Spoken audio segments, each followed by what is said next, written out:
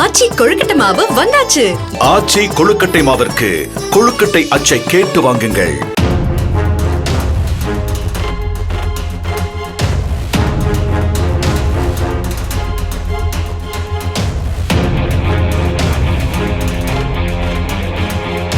புதுச்சேரியில் கடந்த 2017ஆம் ஆண்டு பாஜக பிரமுகர் ஜெகன் என்ற ஜெகதீஷ் வெட்டி கொல்லப்பட்ட வழக்கில் ரவுடிகள் 2 பேருக்கு ஆயுள் தண்டனை விதித்து புதுச்சேரி நீதிமன்றம் தீர்ப்பு வழங்கியது. குருமாம்பேட்டையைச் சேர்ந்த ஜெகன் கொலை வழக்கில் கைது செய்யப்பட்ட 8 பேரில் ரவுடிகள் இளவரசன், முத்துக்குமார் ஆகியோருக்கு ஆயுள் தண்டனையும் 10,000 ரூபாய் அபராதமும் விதிக்கப்பட்டது.